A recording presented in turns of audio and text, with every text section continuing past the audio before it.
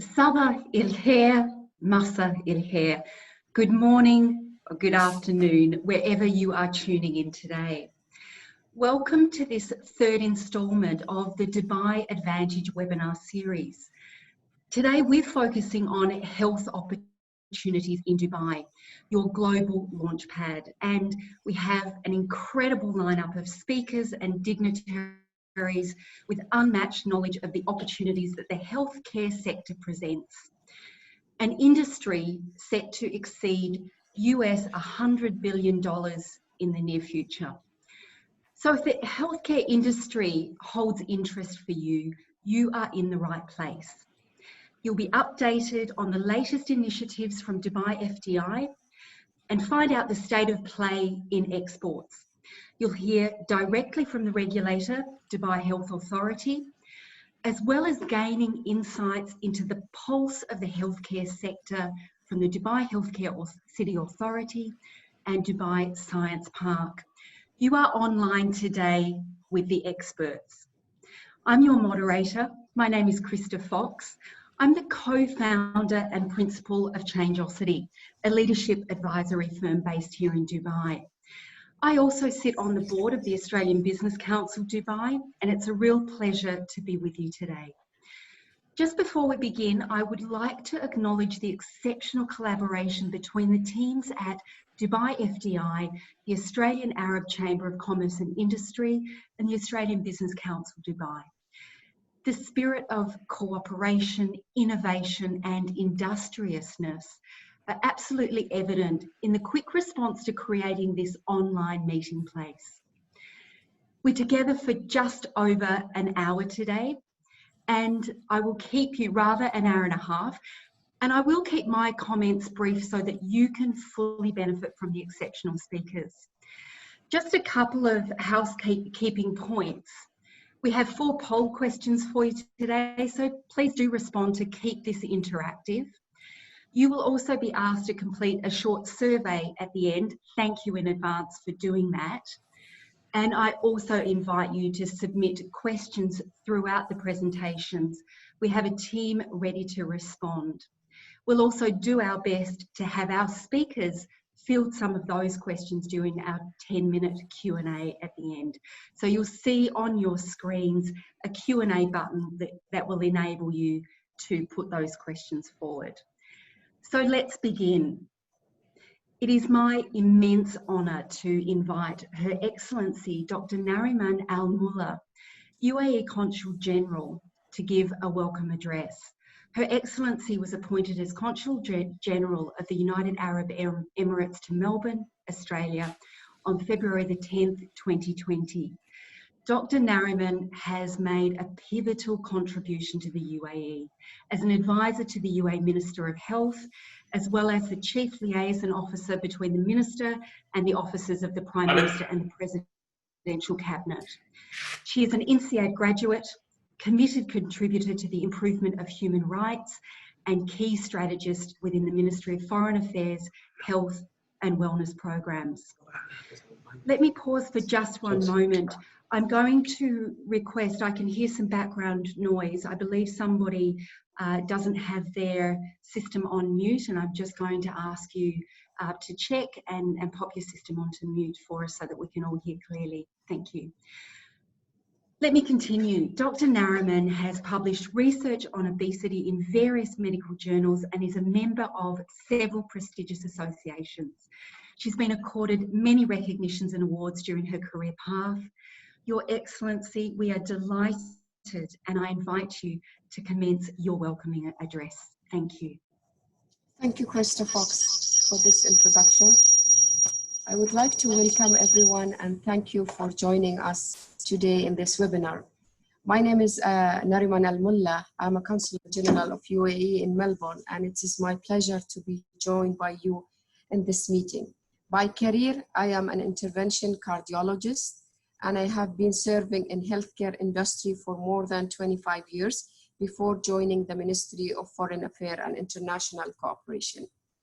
As you all know, the UAE is considered one of the leading countries where health industries exist with high quality care provider. The aim of this webinar is to explore the business opportunities between UAE and Australia, and also to elucidate why Dubai is considered globally a hub for medical and wellness tourism. As we all know that healthcare systems around the world are under increased pressure to deliver high quality and efficient care to growing populations, but the financial and human resources to deliver that care are becoming increasingly stretched.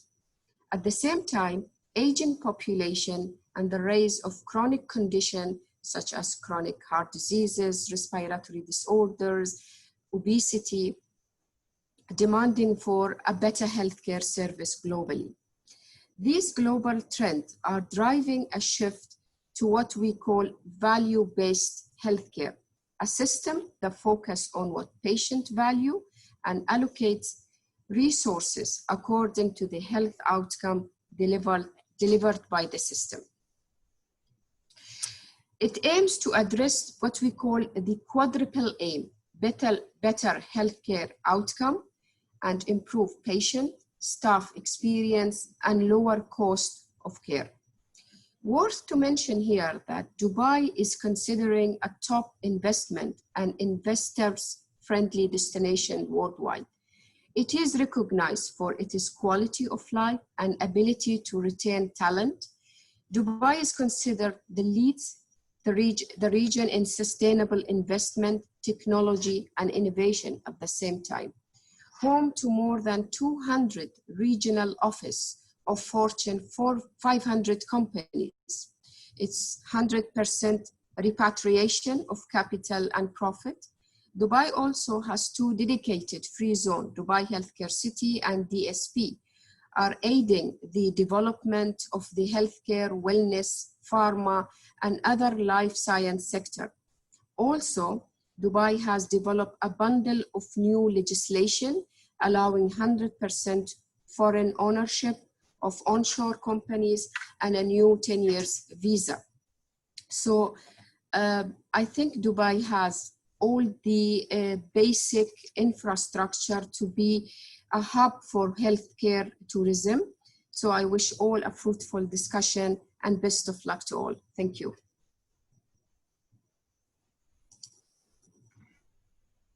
Your Excellency, thank you so much for your welcoming address today and pointing out the immense opportunity within Dubai for the healthcare sector. So we now have the pleasure of hearing our keynote address today, delivered by His Excellency Fahad Al Gagawi, the Chief Executive Officer of the Dubai Investment Development Agency, Dubai FDI. In his current role, he leads a team that develops, promotes, and supports the foreign direct investment environment and projects in Dubai with notable success. His Excellency is the President of the World Association of Investment Promotion Agencies, leading the global FDI body from 2019 through to 2021. Al Gagawi is a member of Dubai Economy's Executive Committee, chairs the Dubai Investment Week Organising Committee, and sits on the advisory board of Model University in Dubai.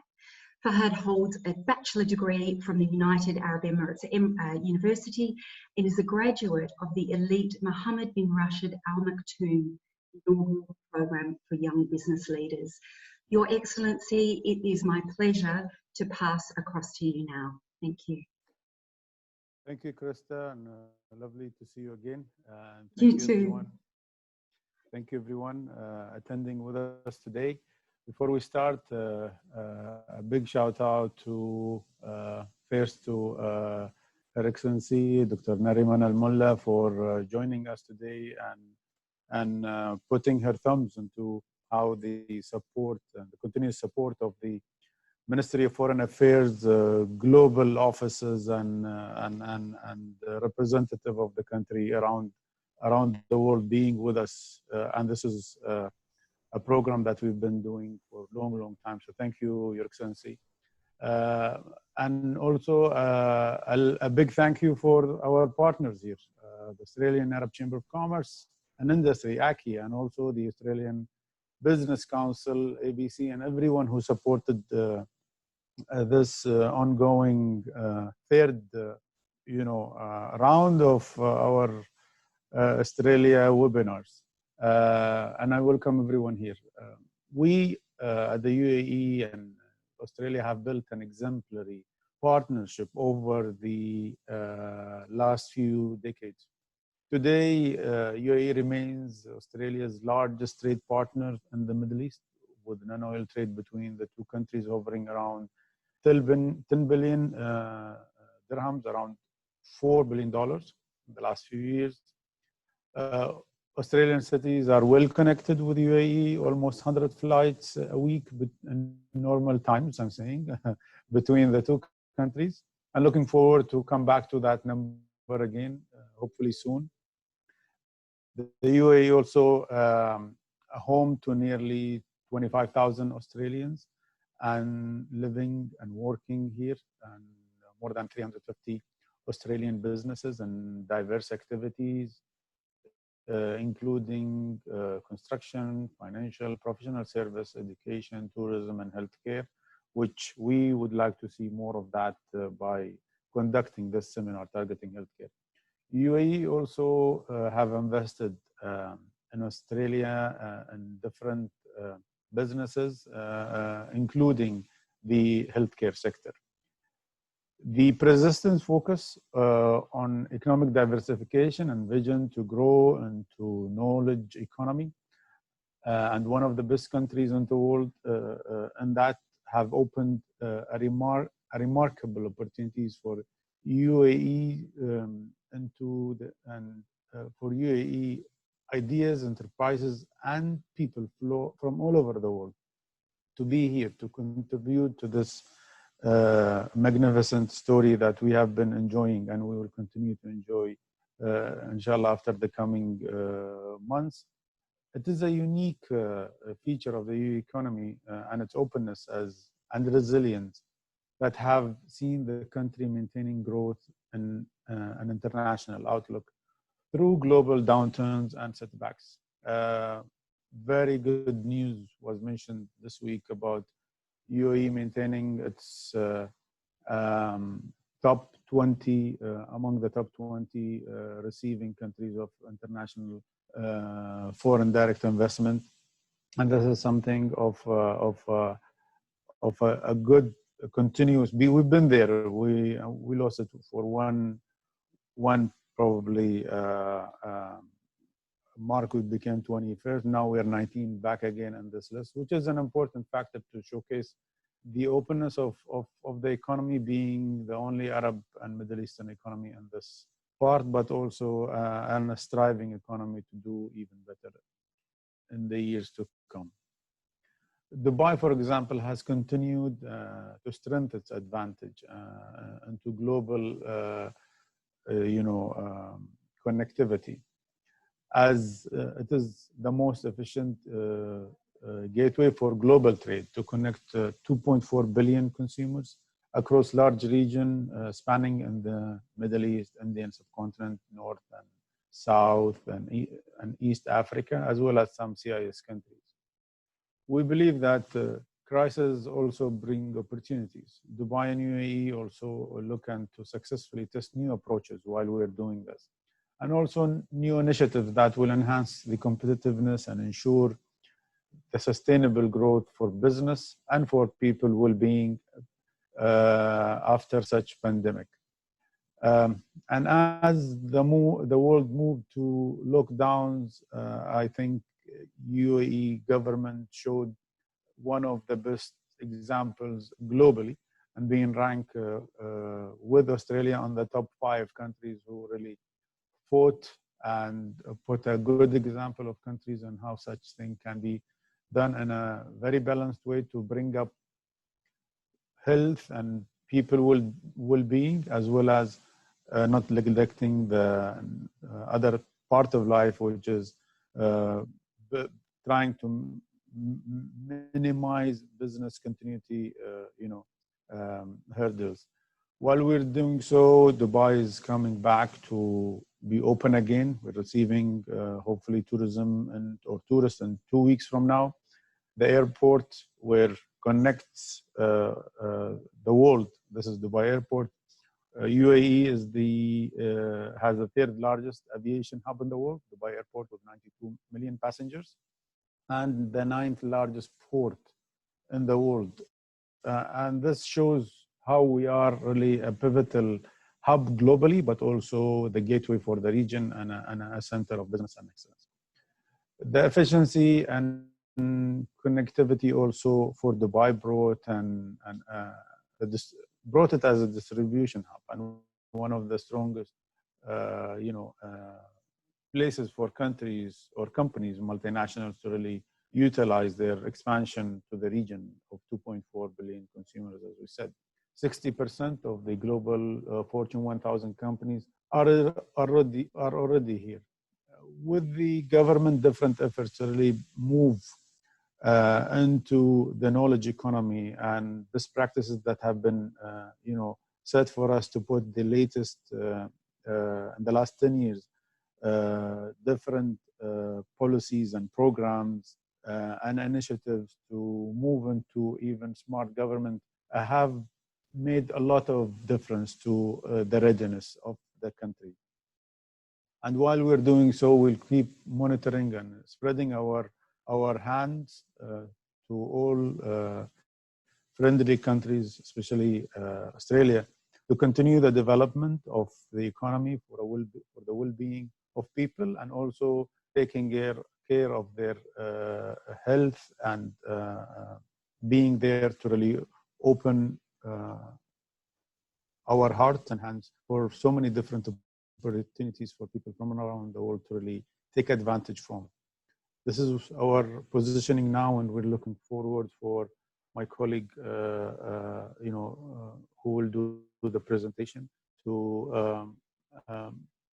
give you some more points on the healthcare and how we're doing that and what our plans and strategies into that. So I wish everyone a good luck, and I would like to thank you for listening to me today. Thank you very much.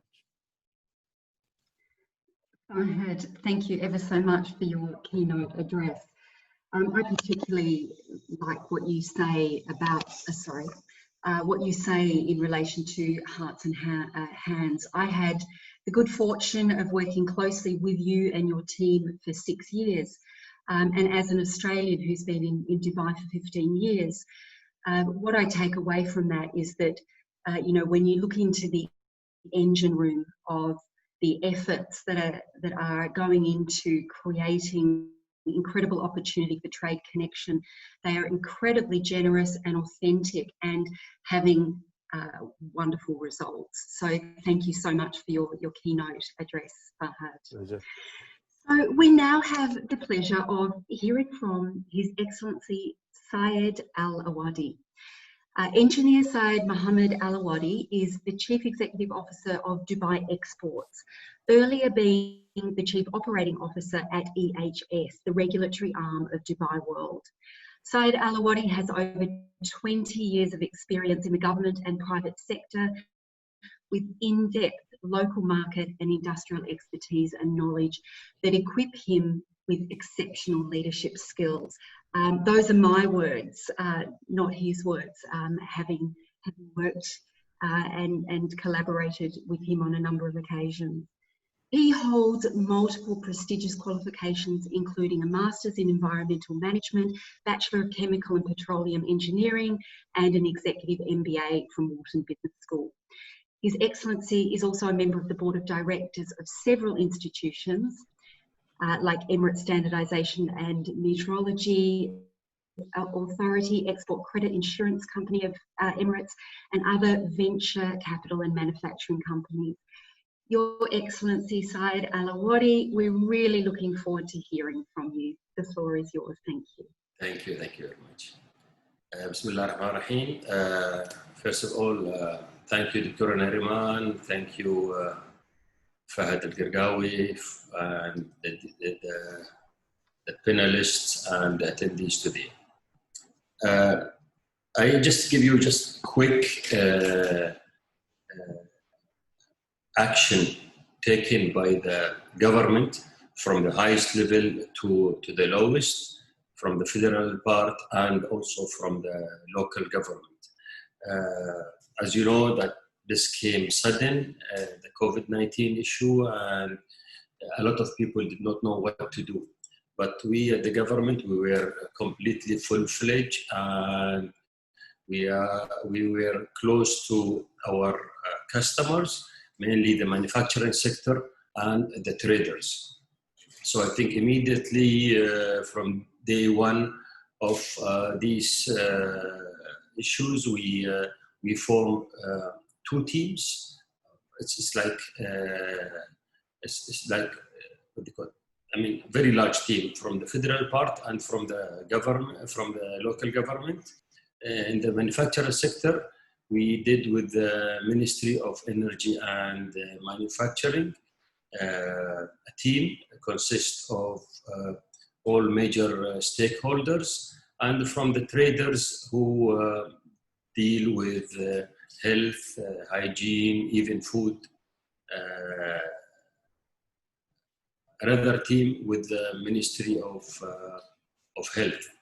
So a lot of companies, because of the logistic issues and these problems, they did not do what to do. So we immediately put a system of how to handle their exports, their difficulty in the borders, remove a lot of fees, and process the procedures. This allowed a smooth export and import of all health and hygiene related products and processes. The value of exports in Dubai is large. It's in 2019 it was around $400 billion US, and a big percentage of this is related to health, medical, and hygiene.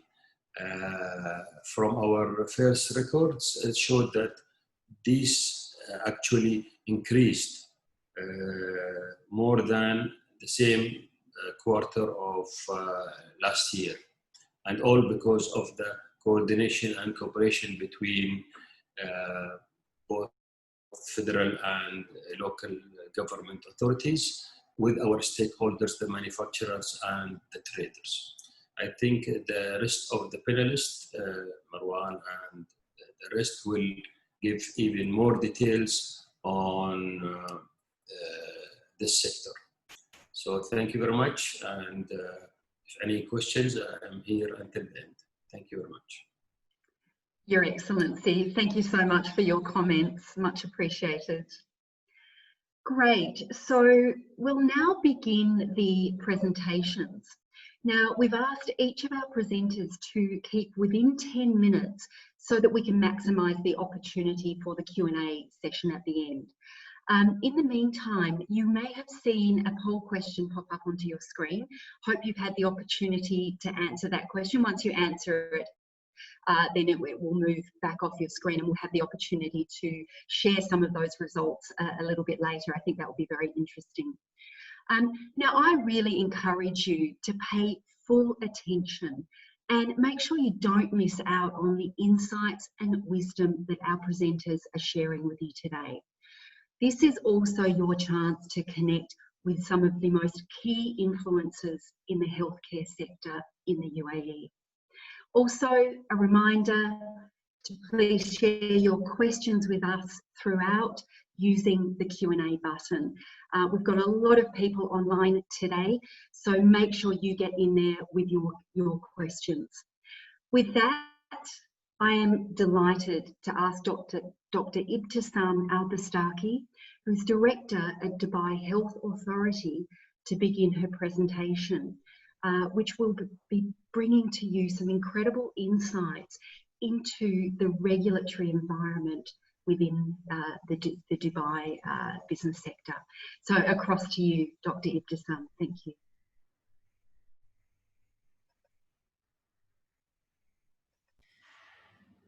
Thank you, Christa, and thanks everyone. I would like to thank the organizers to allow me to be part of this presentations and the sessions.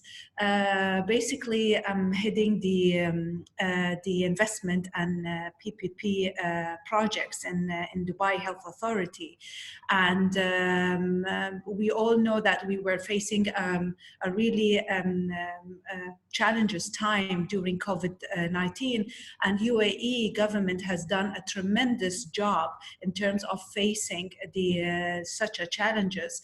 And I would like to thank all healthcare professionals, providers, payers, every single person who really came together and faced such a challenge and contained this kind of pandemic as much as possible. And with this situation, we have learned that there are two major opportunities in healthcare sector that we all need to focus on post-COVID-19, so we can come back to our new norm. And this two opportunities, first is the digitalizations in healthcare, and second is the public-private partnership projects, which give an opportunity for both sectors as a win-win situation.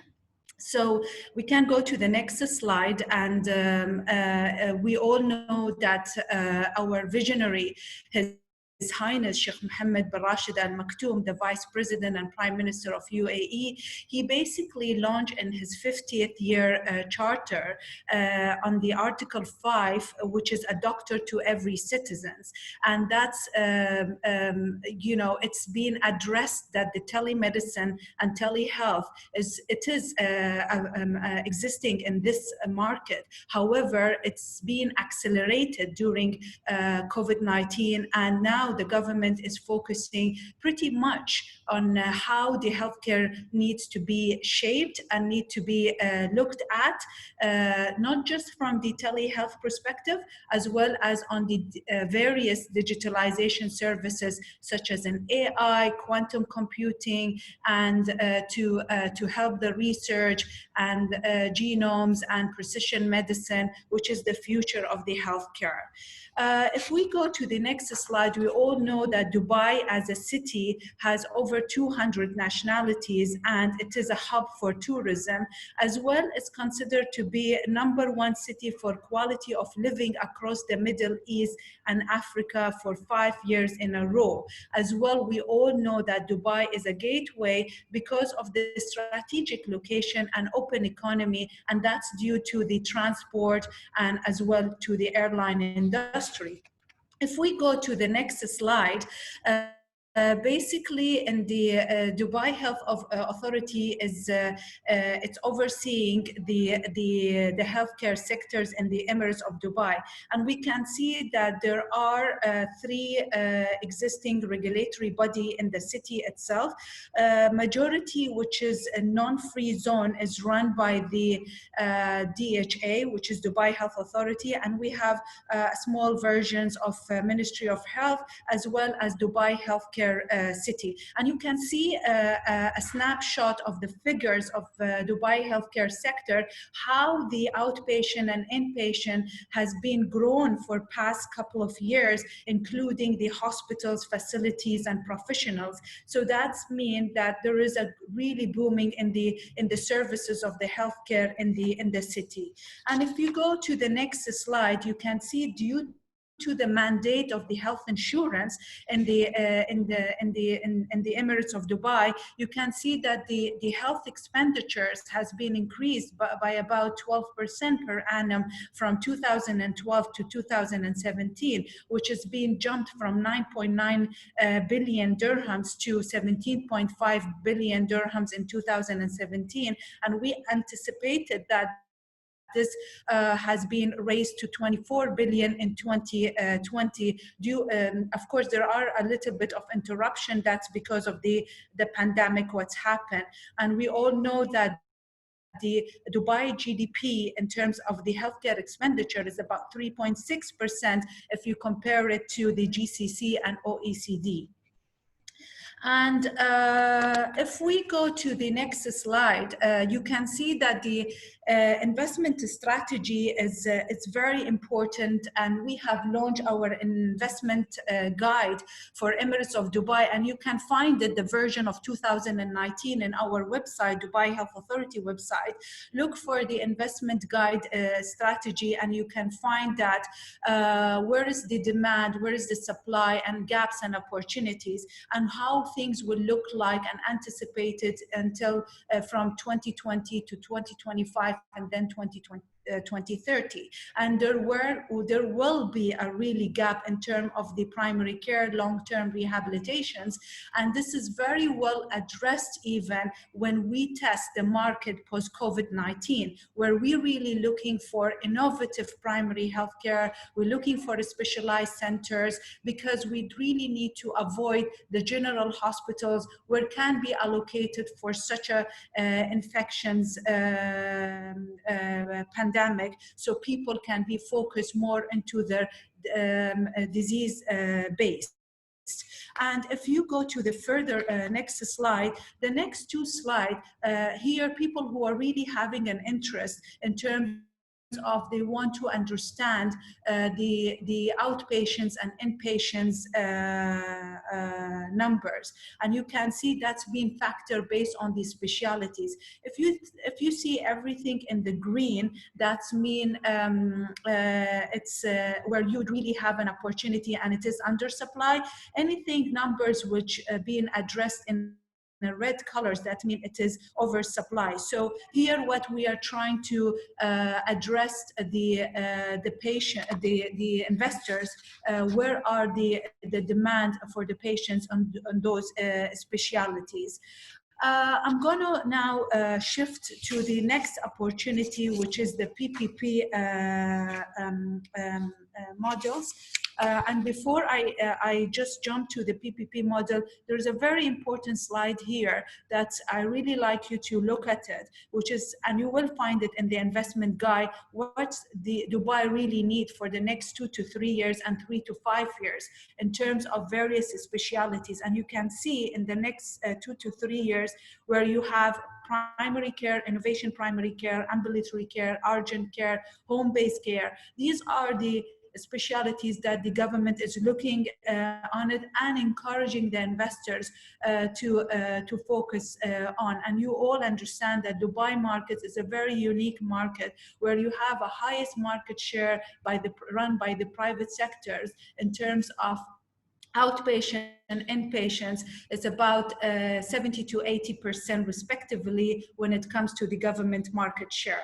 So let's go to the slide, which is really I want to focus on the PPP models. Why PPP? Because this is a win-win situation. We are looking at it from the different aspects. We're looking at it from the financing, distribution of the risk between the public and the private sector, as well. It is different from the business case, and it is from the case to case, depends on the size and the value of the projects. If we go to the next slide, where you have the PPP models in a healthcare, I'm sure that Australia have done a lot of PPP projects, and especially in healthcare. And I know that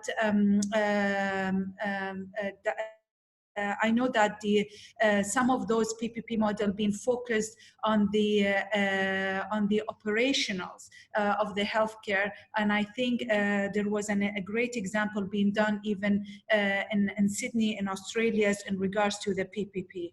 So let me talk about, maybe if we can go next slide, about the law and the guideline.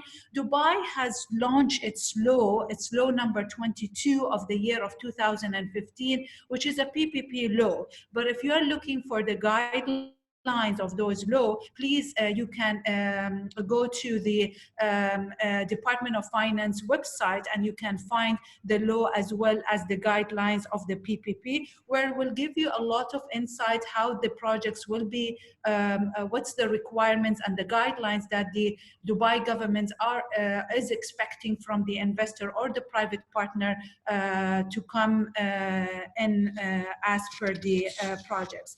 If we go to the next slide, Here,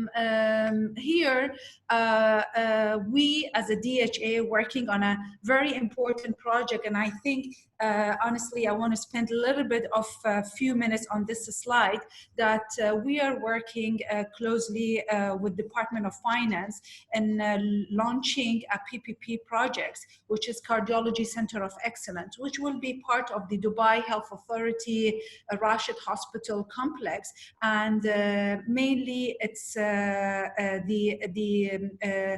project's idea that the private sector will design, will build, will finance, will equip, and do the facility and administration's work, while DHA will do the clinical part in associations with a clinical affiliation partner or clinical knowledge partner who will come in as a consortium with the project company. So this is a very interesting project. We are working at it now.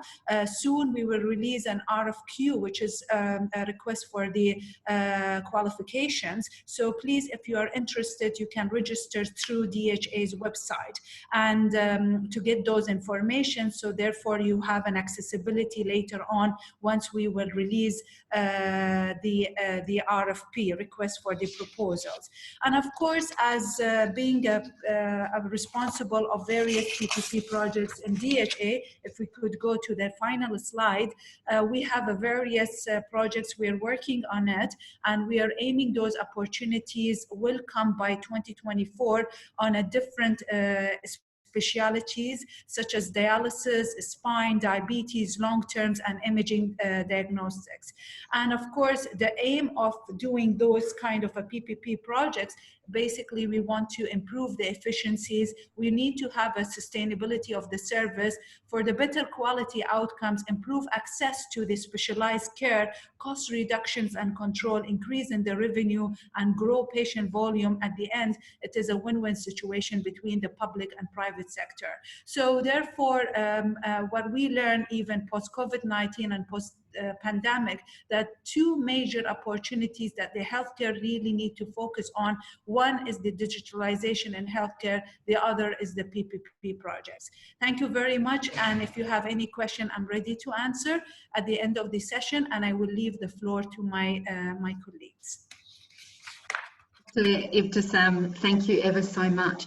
It's very clear through your presentation that the roadmap of opportunities in the Dubai healthcare sector is very clear. A lot of research gone into developing that roadmap, but also that a great deal of effort has gone into developing the framework for a clear way of nurturing the PPP projects to bring them to market in a truly partnering approach. So thank you once again. So with that, we now have the good fortune to hear from Mr. Farhad Sadiq. He's the Director of Marketing and Communication at the Dubai Healthcare City Authority. Farhad, handing over to you now. Thank you. Thank you, Christa. Thank you very much. Good afternoon and good morning to everybody. I'm going to walk you through the whole concept of Dubai Healthcare City. Launched in 2002, essentially, Dubai Healthcare City is a free zone. Next slide, please. In the city of Dubai, about everything that is healthcare and well-being. Essentially, we complement everything that was stated by my colleague, Dr. Ibtisam, in terms of what Dubai presents as a united front. So the whole concept of DHCC was to create an economic free zone that allows business owners to have certain regulations that will give them autonomy and have the ability to have a more relaxed, if you want, situation in terms of setup and the facilities in terms of what's available in the city. And I'll give you a bit more of that as we go further into the presentation. Next slide, please. So essentially, we are actually situated in the heart of the city, as you can see from this map over here. We launched our free zone phase 1 in 2002, which is approximately 4 million square feet, and that's 90% utilized. So beyond that, the government of Dubai had basically presented its second phase for the healthcare city, which is approximately 5 times that size. And there's lots of opportunity to get involved over there with the whole concept of wellness and medicine, which is something that we're working on currently. Next slide, please. So I think it's important to point out the whole idea of a free zone, and I'm going to build that as we go across. So the whole concept of governance. So obviously, Dubai Healthcare City, the concept is to allow investors to be able to do their business in a way that avoids them from being, have to touch on all the different government institutions to set up. So we've got all the authority and all the regulations set up in one place in order to make that easier, and that's the governance of the whole city. Next slide, please. So I know there's a lot of detail on this slide, but I'll just bring your attention to a few things here. So after setting up in 2002, there's been a number of developments. The receiving of accreditation for all outpatient clinics, for example, in 2009. In 2014, the establishment of Mohammed bin Rashid University of Medicine and Health Services. This has been extremely pivotal for the city because it allows all the verticals and horizontals to be in one place. In 2017, the launch of Al-Jalila Children's Specialty Hospital. We believe that this is a real asset to the city of Dubai in terms of being a specialized product, which really is unique in the whole region. And as you can see over the course of the years, the development that's happened in the Healthcare City project. Next slide, please. So what do we provide? Essentially, I've tried to summarize this into 3 main pillars that might be relevant. So the whole concept of free zone, 100% foreign ownership, and I think that's extremely important to put into place. Well-established infrastructure and a regulatory framework that is open and flexible for the investors to be able to maximize in terms of their work. The whole one-stop shop for licensing and regulation, I'll give you a bit more detail into the next slide over there. But nevertheless, the whole idea that to be able to come to the free zone and to set up your business would only require you to deal with a one-stop scenario, not having to deal with a number of different, if you want, institutions and organizations. And of course, on the final pillar, the whole concept of community ecosystem, as I mentioned, and you will see in some of the work, some of the slides later, we've got a healthy breakdown in terms of everything that's healthcare and all the auxiliary services that goes around it, whether that's consultancy or whether that's human resource capital or the organizations that help build all that together. Next slide, please.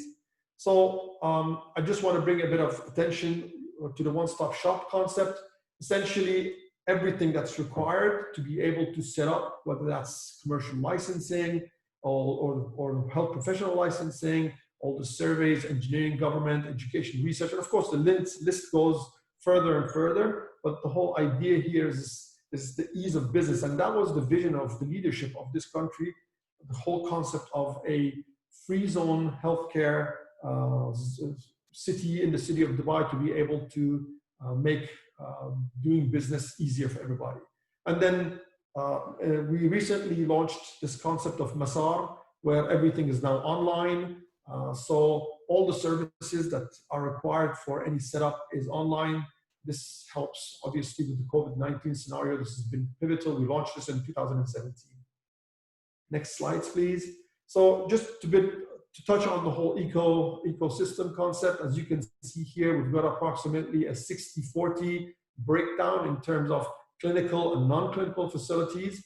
And I think that's really, really important because what we want to do is we want to create almost a scenario where it's not just great to be a organization that's in the healthcare city, but at the same time, it provides life beyond just the businesses. So we're talking about hotels, we're talking about F&B, we're talking about education, a whole series of things that allows the city to be able to create, if you want, not just a positive feel for footfall and foot traffic, but also for the people that actually work within its area as well. Next slide. Just so that you understand some of our main, if you're not only, but main business tenants here you see. We've got some international brands here. We've got some local brands. But then again, you can see the breakdown between those that are specifically providing medical services compared to those that are in education, for example, and areas where there are pivotal programs which help in terms of whether it's pharmaceutical institutions or if it's education and so on.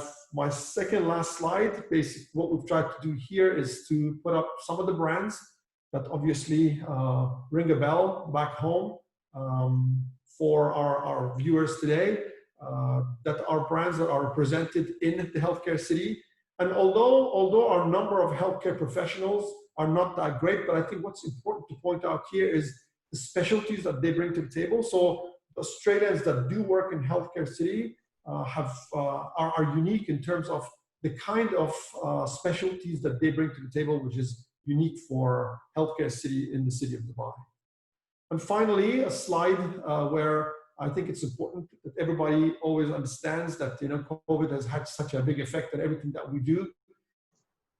And we just wanted to point out a few things. So we have recently been successfully sequencing the virus performed by the genome team from Al Jalila Children's Genome Center, and also, of course, MBRU, also with the help of Dubai Healthcare Authority.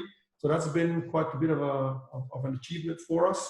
The Dubai's COVID-19 Command and Control Center is at DHCC, and that's pretty much a big honor for us to have had that important thing established within the city. And then finally, the whole concept of being digitally agile as a city, tele-services and telehealth is something that is not only used by our providers, but at the same time, we've got the actual developers, the syntax people, the companies that go around and help develop these products within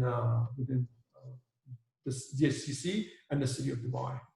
And that brings me to the end of my presentation. I thank everybody, and I'm ready to answer any questions should you have it. Thank you. Fantastic. Thank you so much, Farhad.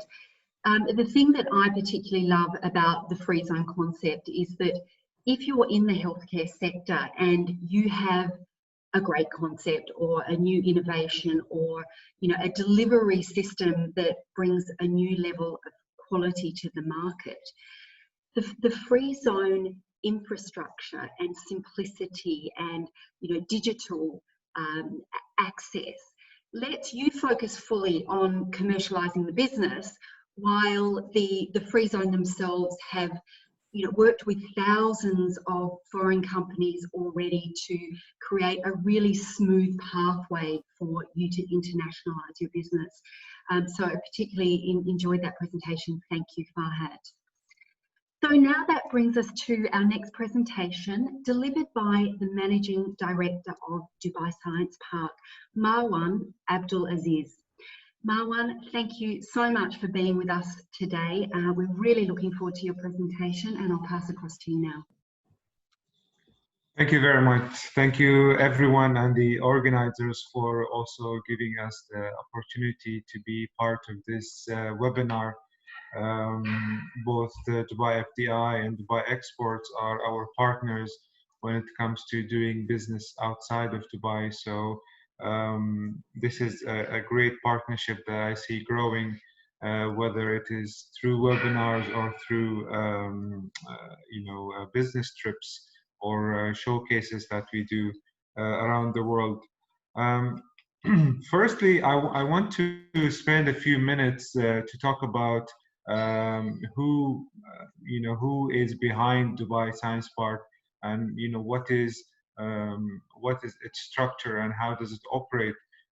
We have a legacy of 20 years. Last year we celebrated our 20th anniversary, and I think it's important to know that although science is considered one of the new sectors that our company has gone into, but it has been doing so for the last many years.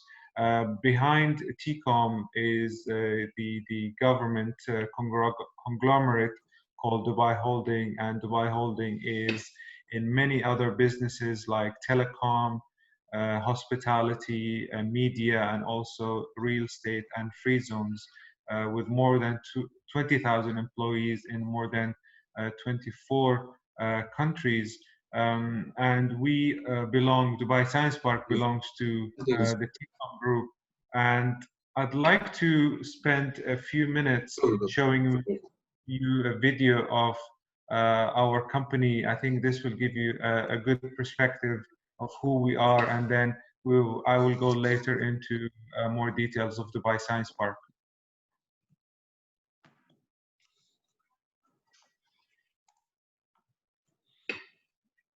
فالإنترنت تغير وسائل الاتصالات التي نعرفها ومفاهيم الأسواق التي اعتدنا عليها. إننا نرى في هذه التطورات الجديدة فرصة لنعمل على تغيير مفهوم اقتصادنا خلال العقد المقبل. لذلك يسرني اليوم أن أعلن عن مشروع مدينة دبي للإنترنت، أول منطقة حرة في العالم للتجارة الإلكترونية.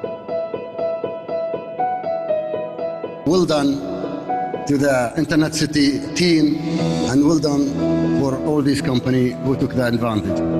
We all take risk, but do you know what is the biggest risk? We're not taking risk at all. How do you change the course of history? Where do you even begin? 20 years ago, it all started with Dubai Internet City. We took a vision and brought it to life. Where there was only sand, we made way for possibility, bringing the world together to connect and create. TCOM Group set the foundation, creating business communities to fuel the success of our nation. We've built the region's largest tech hub to power innovation, shape the media industry's ideas into reality, and turn knowledge into a never-ending journey. We've given people a platform to share their stories, established a center for the globe to connect, and pushed growth and development to the front of the line. We've set the stage for the region's entertainment, developed scientific solutions for a new age, and transformed learners' passions into opportunities. We've been here for the eager entrepreneurs and homegrown startups, for design and creativity that knows no end. One vision brought Dubai to life, allowing talent and industries to thrive. We've built communities that nurture, connect, and inspire, that help businesses succeed. We've been part of life-changing achievements and memories that last forever. We've helped our city become a global hub for business, empowering people and their ambitions.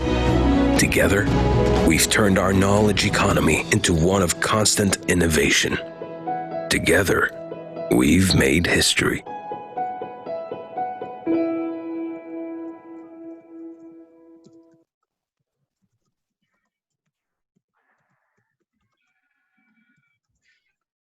So in 2005, there was a dream of creating a community for science. And that dream was inspired by different things that were going on at that time. So we asked ourselves, if we want to create a community for the science sector, what are the things that we need to do, and how can we make it a vibrant community? Next, please. So today we have more than 350 companies that are in different sectors of science. Although healthcare constitutes more than 60% of the companies in Dubai Science Park, but we are also in other sectors like environment, energy, and also renewable energy.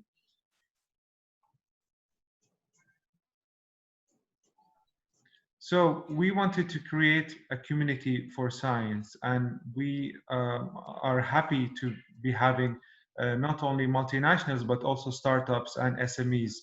So next, please.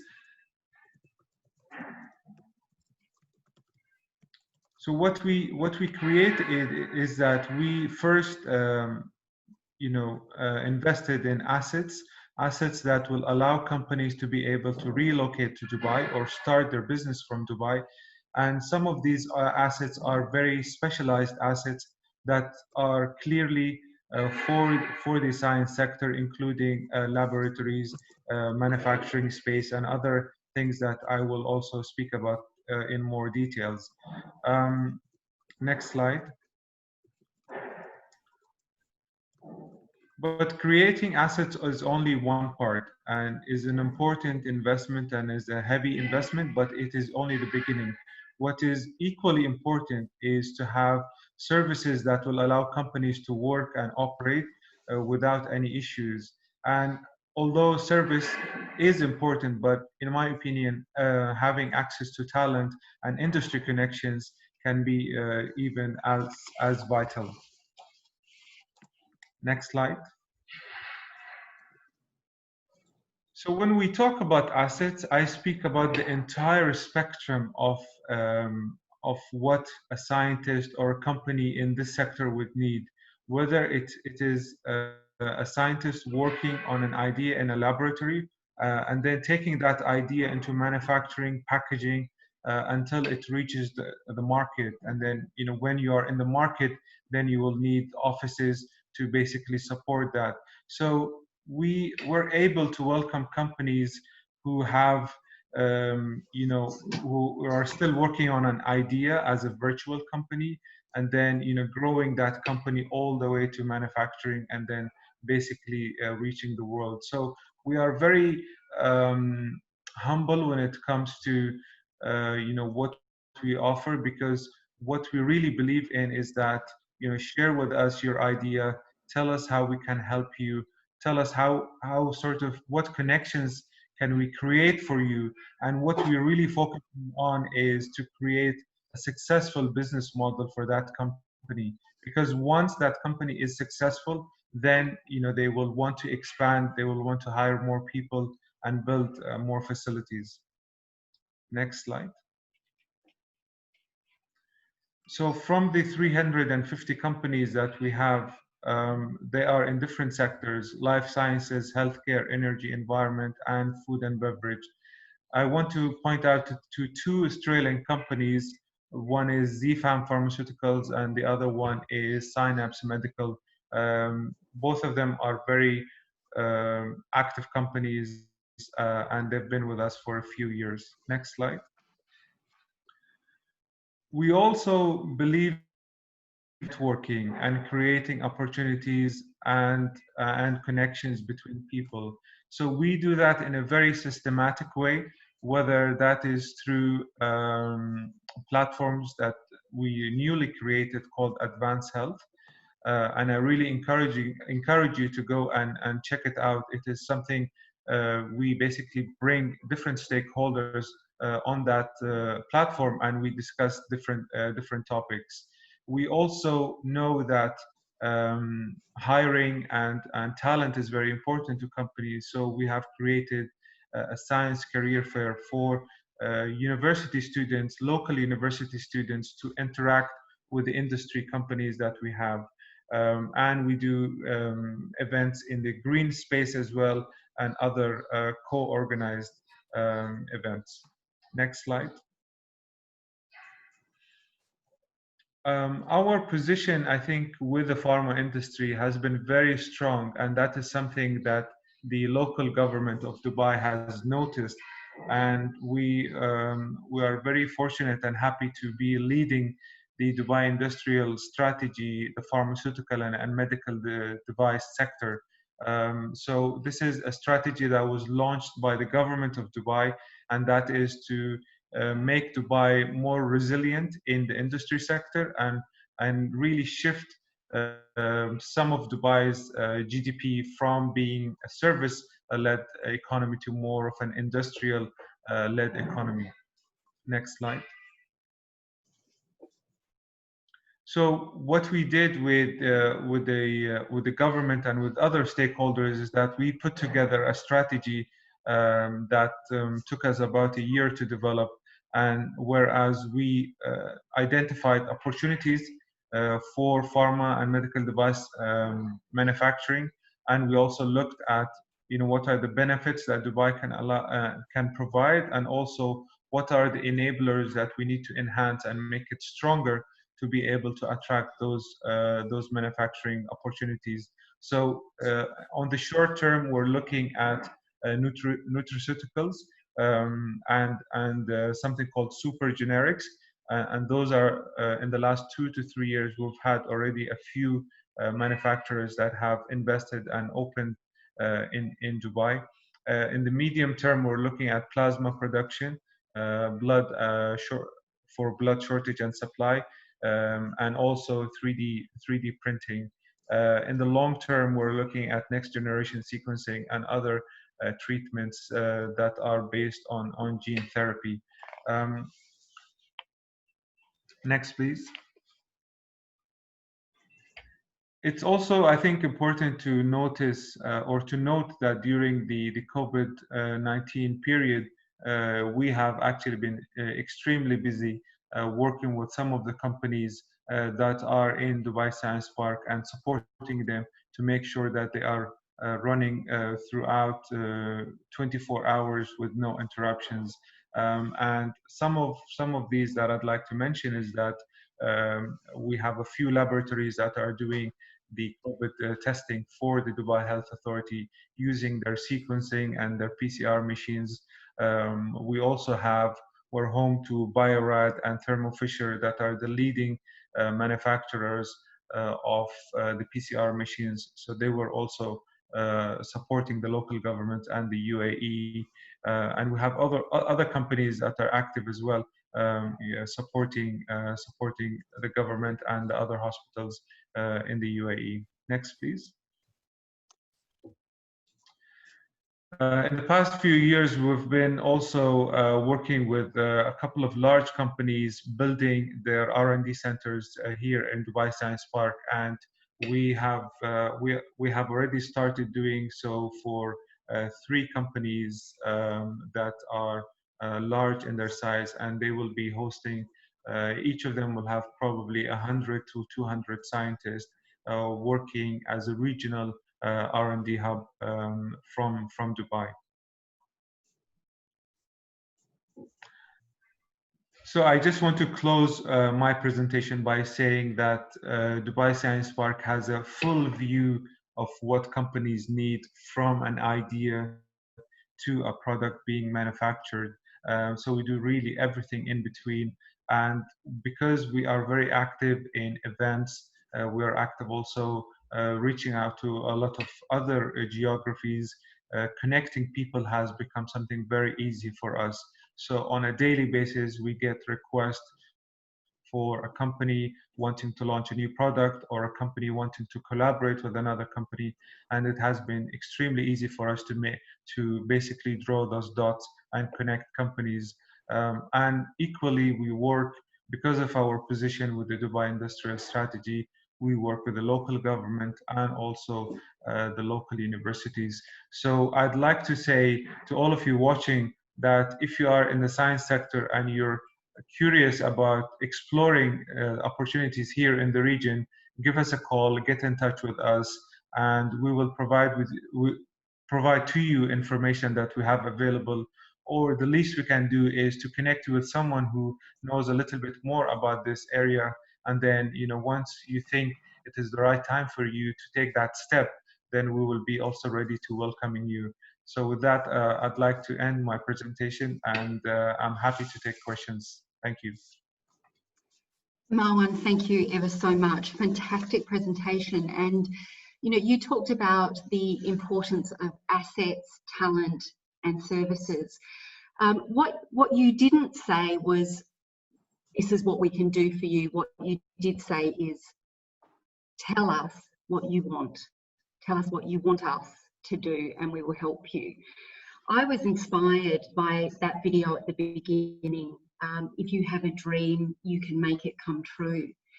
My question to all of those on the webinar today is, what is your dream for your business? And how can you make today's session the catalyst to bring that to life. Thank you once again, Marwan.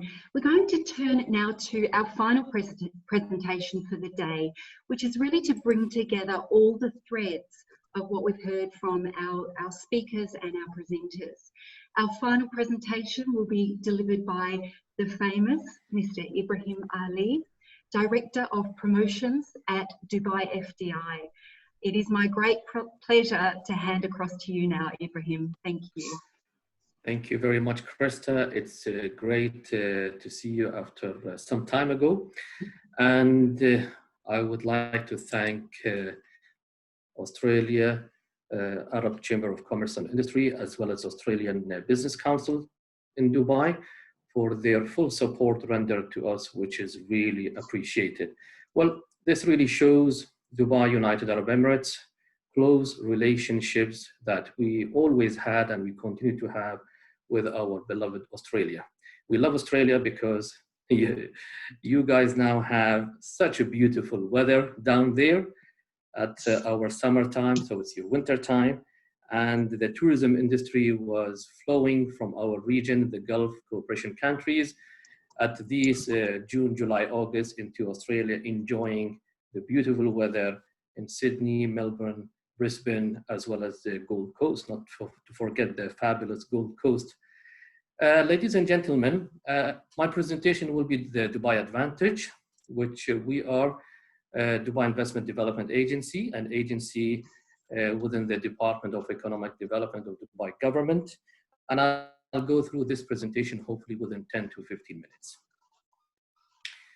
Talking as Dubai being a city, bustling, busy, always, obviously, even at the current COVID-19, things have come back to normality of our lives, and businesses and economy is gradually coming back within the local community.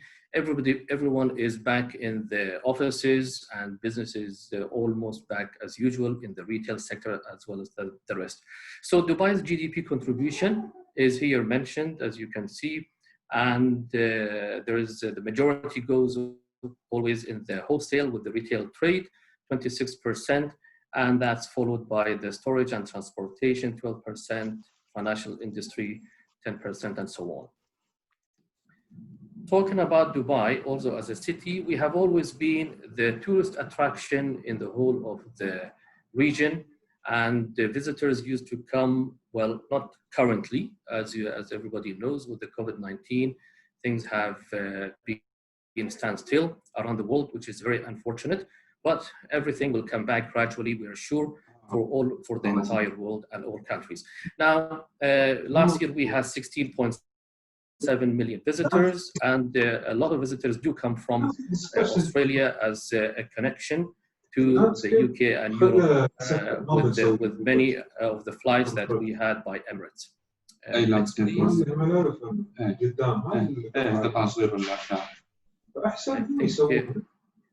I think we have somebody talking, I think.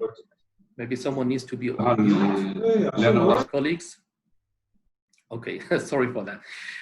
Dubai as a gateway, as mentioned by our CEO, Mr. Fahad Al-Gergawi, we are the gateway to the region, to the 2.4 billion consumers. This is the direct market access in the Middle East, Indian subcontinent, Africa, as well as the CIS markets, which are the countries between the Kazakhstan and all the way to Azerbaijan. So always consider, ladies and gentlemen, the 2.4 billion consumers when you are based in Dubai, showcasing your service, products, and so on. Next, please. Now talking about the two very important areas and sectors that Dubai is of high importance, which is the Jebel Ali port. So the shipping industry is very, very big here in Dubai, handling 19.3 million TEUs, and that is connected always with the aviation industry. Dubai has always been very big in the aviation sector. Last year we had almost 89 million passengers, that's international passengers going through the both airports in Dubai, which is Dubai International Airport as well as the Al Maktoum International Airport. Obviously, the current situation, that aviation sector has been on hold in many of the countries. Just recently, we have resumed. The Dubai government's vision is now to go back with the aviation industry. So from today, as we speak, 23rd, the citizens and the residents can travel overseas to the network of Emirates Airline, which is the base in Dubai Airport, to the destinations that they fly now. So they fly now to almost 60 destinations, and they will continue to increase this of their huge network. And from the 7th of July, which is next month, we will be receiving the international visitors and travelers. So it's gradually coming back to normality in the aviation sector, and we very much look forward to see more of the visitors coming from Australia to our site. Next, please. So when talking about Dubai as a hub of the whole region and beyond, most of you, if not all of you, know about Expo 2020 Dubai. Now this has been rescheduled for obvious reasons to next year, and it will be from 1st October 2021 to 31st of March of 2022, duration of 6 months. The theme is Connecting Minds, Creating the Future, with the sub-themes being the mobility, sustainability, and the opportunity. So we very much look forward for the continuous participation of our friends in Australia in the Expo 2020 next year. Dubai trade has always been growing steadily, and this is just statistics up to the first quarter of 2020. Next slide, please. Infrastructure in Dubai is superb with the road network. Well, actually the Road and Transport Authority has continued even during the COVID-19 to make sure that all of their projects are completed, expansion of the roads, bridges, and tunnels, and so on. We have the mode of transportation, which is very popular here in Dubai, is the Dubai Metro. It has been very, very successful even during the COVID-19 for the commuters to maneuver within the city. And it's the third attractive investment destination for the infrastructure investors coming from overseas. This is public transport services statistics, just for your reference. And you can see whether from metro and trams, the passengers for the taxis, and also the public bus and the water taxis. Dubai plan for the 2021 is for the city to be educated, healthy, innovative, and happy individuals. Of course, the city to be always proactive, transparent, and reliable, as well as innovative government. The Dubai government is very vibrant and also offering sustainable economic growth with a smart, sustainable, and healthy living environment for everyone, whether we are citizens or residents, because we are all receiving the equal services from the health sector.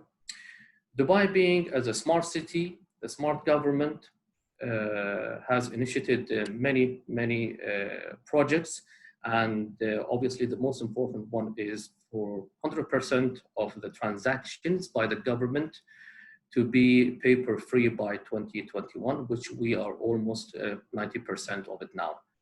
Dubai blockchain strategy, which we have, is the world's first ever government to execute all applicable transactions using the blockchain technology by the end of this year. And I think by 95% is completed from all of the government entities.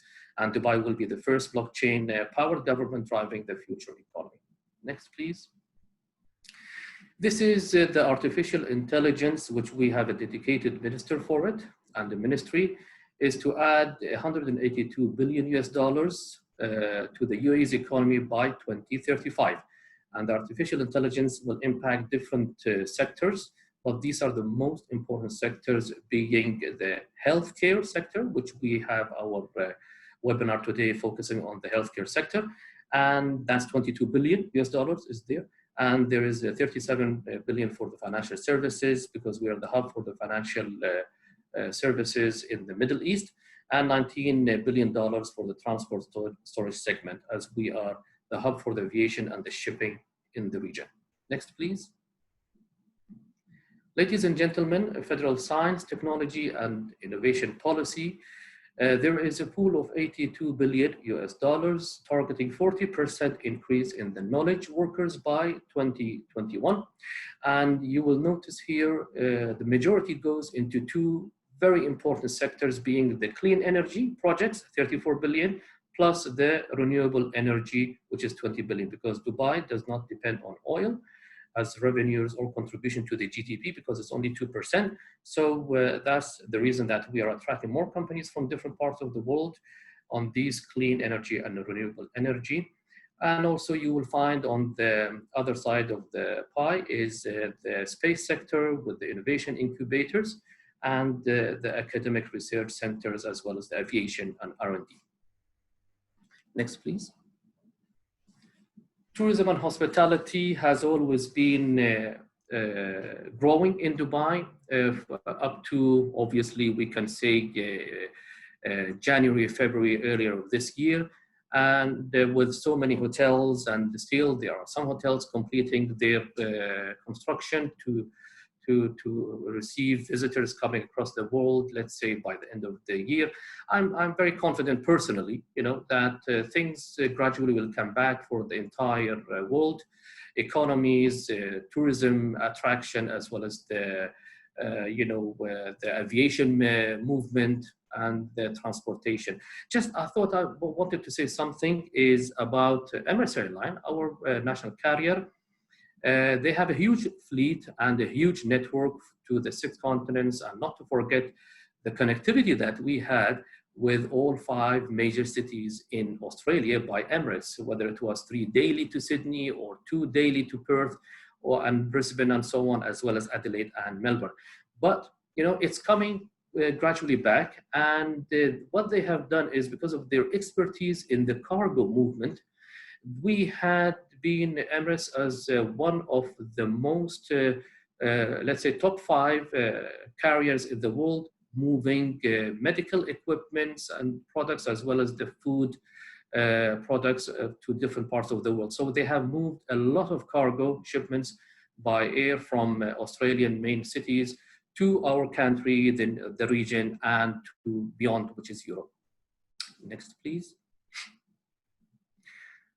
Retail has always been an important sector in Dubai, because Dubai was always the shopping center of the 2.4 billion consumers who look at Dubai as the best location to have a fantastic time to stay as a holiday and enjoy different activities and events, and also to do shopping. So it's a #1 Dubai. Dubai is a #1 ranked, the most important international shopping destination globally.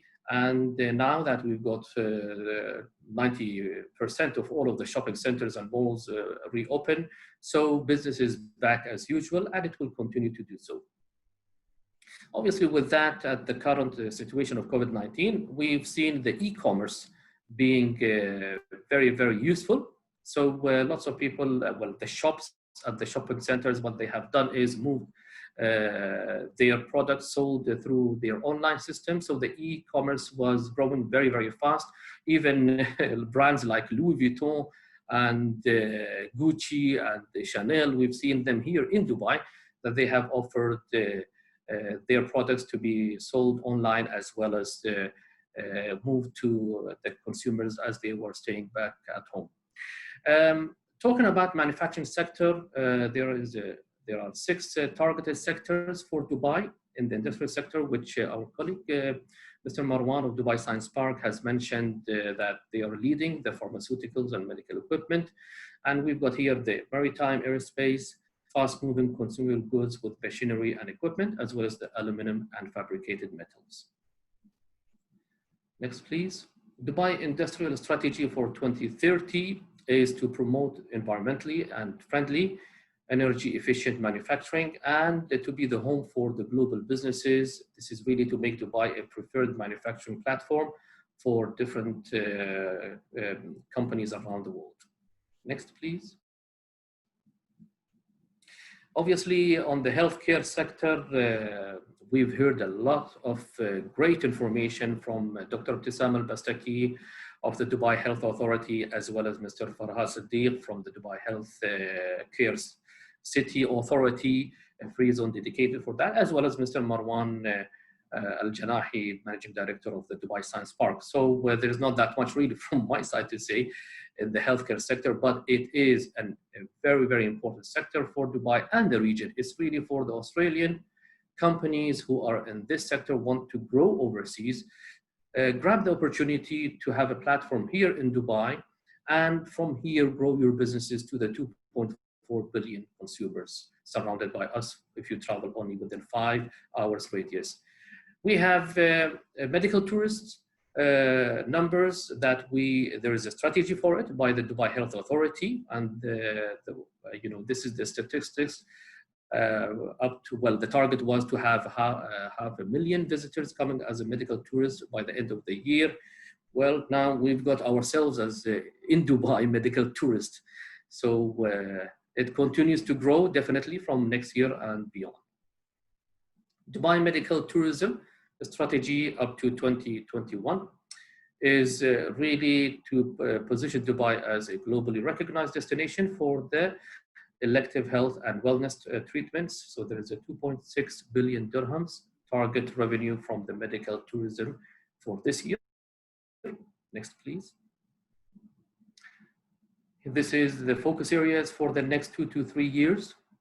And we've heard, I think, in detail by Dr. Ibtisam from Dubai Health Authority, the mental health, rehabilitation, and the long-term and extended care, and so on. Next, please. Oh, next is thank you. Well, we really thank you very much for being part of our webinar. Once again, on behalf of our CEO, Mr. Fahd Al-Gergawi, unfortunately, he had to leave to join another webinar with our Director General and the British Embassy here in United Arab Emirates. But he is very, very keen to have a fully fledged mission for the Dubai stakeholders and the partners to visit Australia June next year, let us hope so, because we had a plan to visit Australia in this current month, but obviously we had to shift it into 4 series of webinars focusing on different sectors. So really, ladies and gentlemen, I can conclude my presentation once again to thank Her Excellency, Dr. Nariman Al-Mullah, the Consul General of United Arab Emirates in Melbourne, for her participation. We hope to see you, inshallah, next year in Melbourne, as well as other cities. And we thank our Dubai partners for their usual support that we always receive, the DHA, Dubai Health Authority, Dubai Healthcare City, Dubai Science Park, not to forget also the Australian Business Council in Dubai, as well as the Australia Arab Chamber of Commerce. And obviously a big thanks goes to Christa Fox, because you have always been supportive to our missions overseas that we used to travel. And now we have a great honor to have you moderating this webinar. Thank you very much. Oh, Ibrahim, thank you ever so much. That was an excellent overview of the opportunities in Dubai to really bring everything together. At the beginning of your presentation, you talked about why you love Australia, and I just want to add one thing to that list, if I may. Australians, or Aussies and Emiratis, get along well. We can have a laugh together, and that means that we work together productively, and that can never be underestimated when you are internationalizing your business. So thank you once again, Ibrahim. So in just over an hour, you have heard the latest information about the healthcare sector in Dubai from notable experts. I hope you've really enjoyed those presentations as much as I have. But more importantly, I hope the presentations have given you new ideas and insights that you can act upon, so that we can together continue to grow trade between Australia and Dubai and create many more new opportunities. It is the relationship that all of our speakers have honoured, and I promise you, knowing each of the speakers who have presented to you today, they genuinely are ready for your connections. So we know that you want to know more, so we do have several options for you. Coming up shortly, in just a moment, we have a Q&A, and we have received a few questions. You can also contact by email Al Hinton. His email address is al.hinton hinton@fdidubai.gov.ae. There really is a whole team of people ready to support you to bring that dream to life. So, as I said, we've had a lot of great questions. I'm going to invite all of our panelists to turn their videos back on now, please. You can leave yourself on mute, and I'm going to begin to direct some questions to our panelists. So, first question is for Dr. Ibtisam. From Wei Teo. Digital consultation is becoming essential in light of this pandemic. What is the government's plan on incorporating digital identification such as UAE Pass with digital medical platforms to enable prompt and safe identification? Dr. Ibtisam, did you catch that question? Yes. Thank you. Okay. The thing is, when we talk about digital health, it's a very wide spectrum. And I think it has three major elements in the pyramids. First of all comes the patient, the providers, and the payers. And these three needs to be linked properly. So if you do not have a proper policy identifying these and addressing these in orders, so therefore the implications of the telehealth won't be useful. So what Dubai government has done in terms of the regulations, they have built up a policy around these areas.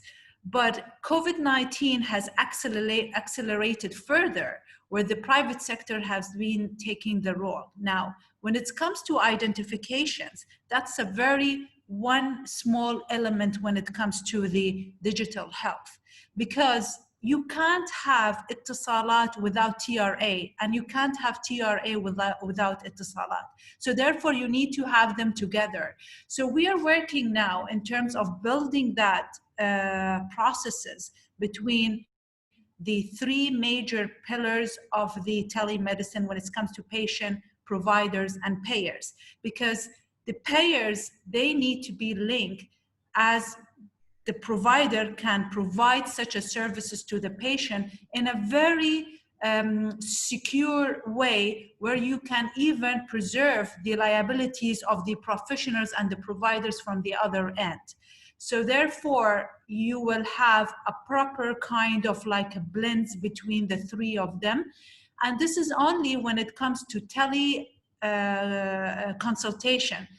I'm not talking about telephones. It's a teleconsultation where you have the patients virtually seeing and consulting or counseling the physicians, because it's almost the same almost the same concept, while you are going to the physician's office or you're doing it from your home, because they can see each other. So therefore, you need to preserve that kind of liabilities for both, to ensure the medical legal aspects as well as the security. Now, this is only a consultation within the Emirates of Dubai. What about the second consultation or third consultation? We haven't reached to that stage yet, but Dubai governments and the regulatory bodies, they are basically addressing these topics, and they want to look at it even in a more detailed way. Thank you, Dr. Ibtisam. And what we might do is, if there is a place where Mr. Teo can get more information, we will make that available via email on that particular question. Thank you. I'm going to ask Farhad to fill the next question for us, please, from Dubai Healthcare City Authority. Farhad, are you able to turn your video back on for us? Thank you very much. The next question is, first of all, from Mona Radwan. Thank you for the valuable information. Would you please give us further details about home-based care and how it would work, and where can I go to get more information about it? So, would you mind elaborating a bit more so I can be specific? Yeah. Yes, yeah, absolutely. I'm going to assume, Mona, that your question is in relation to being a provider of home-based care. So where, for example, perhaps, you know, you've had patients coming to you in the past. Now we're talking about, you know, what's your ability to provide those services in the homes of your patients. Is that a question that you can field, Farhad? If not, I can certainly direct it to Dr. Ibtisam if there's sort of a broader Dubai Healthcare Authority. I can give you some ideas of some of the work that's been done by some of our partners. I don't know. Fantastic. I won't be able to answer. I won't be able to give you much in terms of authority because I would probably be much more DHA because that's where the residents are. But we do have products. So, for example, Al-Jalila Children's has recently announced that they're planning a home care product where they wanted to avoid children actually making trips to the hospital. But this was more for scenarios where we're talking about children that are chronically ill, where they had to be seen by a doctor, whether it was for refill of medicine or it was for follow-ups, where we wanted to avoid them to actually come to the hospital. So we work with them in terms of providing that service at home. So that service is available, but it's up to the different business partners and to the tenants to be able to actually break that down in terms of what makes sense to them. Excellent, thank you. And I think, Mona, what we'll do is we will reach out to you to get a little bit more information. I certainly know from personal experience that rehabilitation care, for example, is available as home-based care. Sorry, Dr. Ibtisam, would you like to chime in? Well, no? Okay. Sorry, go ahead. Can I answer this question as well? Yeah, I'll ask you to be brief, yes, if I may, because it's we're about 5 minutes over. What Dubai government why Dubai, I just go very short. Dubai governments, especially Dubai Health Authority in collaborations with the other healthcare sectors, they are building an ecosystems in terms of the rehabilitations and home care and long term. So these are ecosystems where need to get together in a way how the patients need to be flow. So home care is available in Dubai, and it's been even linked with the payers, and there are certain facilities who are giving these kind of services, and it's been very well regulated. However, now we are expanding that kind of a service in terms of proper rehabilitation and long term, and that's why you will find a gap in the market. If you just go back to the guide, investment guide, you will find more details and informations. Thank you very much, Dr. Ibtisam. And as I said, I also know through personal experience that there is absolutely a gap in the market for those services. So Mona, please do reach out to us. And I'd like to mention as well that the presentations from today, Al has let me know, will be available within the week to share with you. So you will have access to those for your further reference. Our next question comes from Lars Cornier.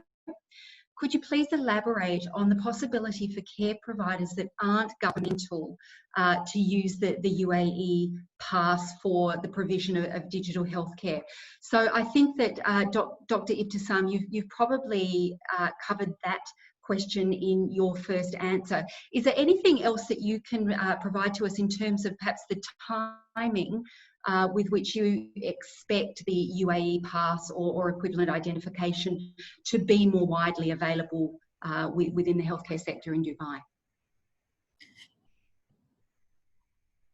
Basically, some of the digital telehealth policies is available within the DHA's website, and I'm sure it is available even within DHCC into the regulatory website. If you just go in, the policies there, and you can read through it, and you will find out how basically that's been implemented so far in Emirates of Dubai. Excellent, thank you. Now we are a little over time, so I do apologise for that. I'll just ask one final question that has come through.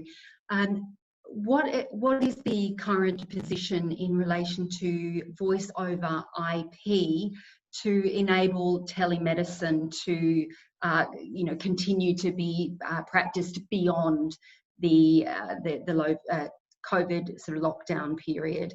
And I'm afraid that question is probably once again for Dr.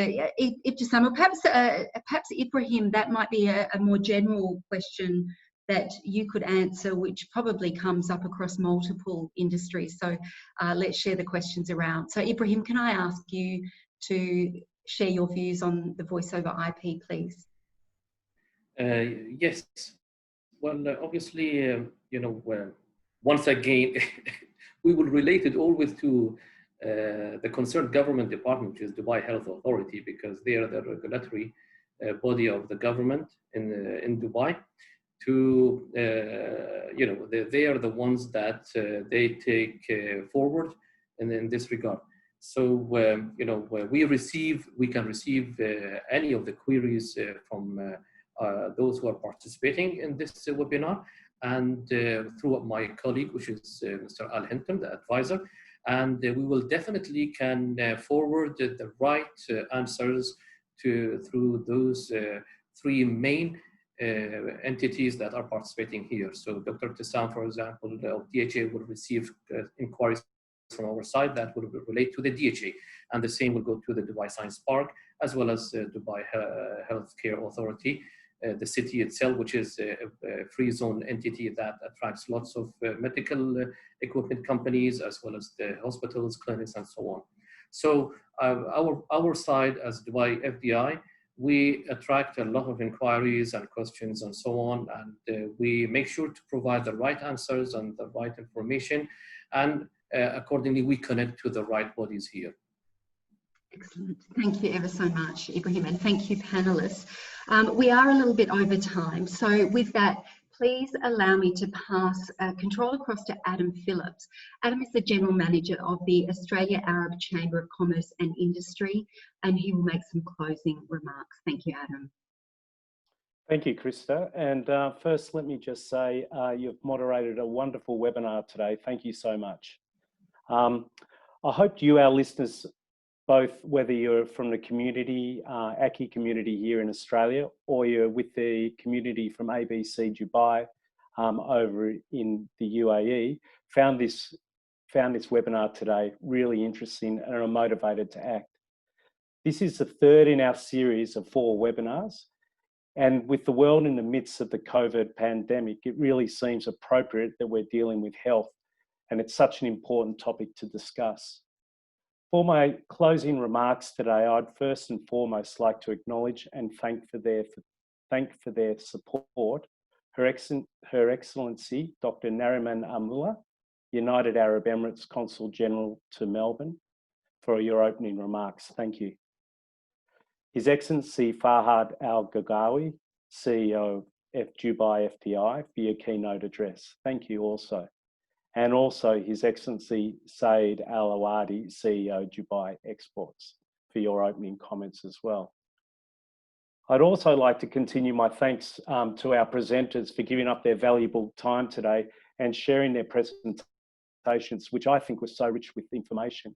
Dr. Ibtisam Al-Bastaki, Director of Dubai Health Authority, really presented a great overview of the 2 major opportunities in digital and PPP projects that are on the table at the moment. Mr. Farhad Sedik, Director of Marketing and Communications, Dubai Healthcare City, for outlining the free zone in healthcare and the well-being, healthcare and well-being, and how that operates and fits into the broader UAE policy. Mr. Marwan Abdulaziz, Managing Director, Dubai Science Park, for sharing the vision and development of the science community in Dubai and highlighting the Industrial 2030 strategy. And finally, Mr. Ibrahim Ali, Director of Investment Promotion Division, Dubai FDI, for discussing Dubai and the economy more broadly. What impressed me today from all our presentations was they showcased real opportunities to get involved in the Dubai economy and the opportunities that are present today. They presented us with real opportunities. And I think all the conditions are there and all the ingredients are present for us to go for it. Let me explain further. Health sectors in Dubai and Australia are globally recognised. The examples of cooperation between Dubai and Australia are proven. I think Marwan gave us some great examples of cooperation between businesses already. And finally, as Ibrahim said it so well, and Christa echoed it, I can't help but feel so fondly about our cultural similarities in the way we can do business together. And I personally still am touched and feel so positively towards the campaign that was held at the beginning of the year with the Mates Helping Mates after the devastating bushfire in Australia as an example of the way that our two cultures work so well together. As with the previous two webinars, I think it is now incumbent on us to extract the information of today, us the listeners, and build on the leads and thoughts that our presentations and presenters inspired. I encourage you to review the material that no doubt will be placed on the websites. As Christa mentioned, Hinton will be uploading these presentations on the ABC Dubai website too, and follow up on leads, thoughts, ideas that this webinar has inspired from our presenters. By all means, use both our communities, our chambers, whether it's ABC Dubai or the ACCI community and the representatives within that. As we all know, these webinars just don't make themselves, and a lot of preparation goes into making them happen. To this extent, let me thank the wonderful team behind the scenes. Dubai FDI, Hinton, and Waleed Abdullah Suleiman. From ABC Dubai, Lisa Mele, and of course, Christa Fox, who is hosting us today so brilliantly. And of course, I'm very proud of our team here in ACCI, Barbara Haggerty and Carl Heiress, who works on the technical component as well. This webinar is what I regard as a best-in-class example of the type of output strong collaboration can produce. As GM of ACCI, we as a team here in Australia discuss how highly we value these relationships with Dubai FDI, and of course the relationship we have with ABC Dubai, led by Carl Dowling. Apologies. As a final word, let me thank you, our members, for supporting our chambers. In these times of tightening our belts, your support means so much more to us right now, and we thank you for that continued support. We hope that you enjoyed today's presentation and I believe it's representative of what we produce as chambers. If you're not a member but would like to know more, please go to our websites or contact anyone you've listened to today that represents the chambers to learn how not to miss out on future activities that we are holding. We love welcoming new members from all backgrounds. And of course, please follow us on LinkedIn. Thank you once again, and looking forward to next week's presentation, the 4th of 4th. Back to you, Christa. Thank you. Adam, thank you so much for those closing remarks. As Adam just mentioned, we have another session, final in the series, next week, Wednesday, focused on technology. So please do join us for that if that's of interest, or pass it among your community to make sure that those who are seeking those opportunities get the chance to hear from experts. My name is Christa Fox. Thank you for having me as your moderator today. Please do complete the survey at the end of this webinar while you enjoy watching a breathtaking video from Dubai FDI. And my apologies that we did go over 15 minutes. I hope it was well worth your while. Thank you once again. Thank you very much. Thank you. Thank you.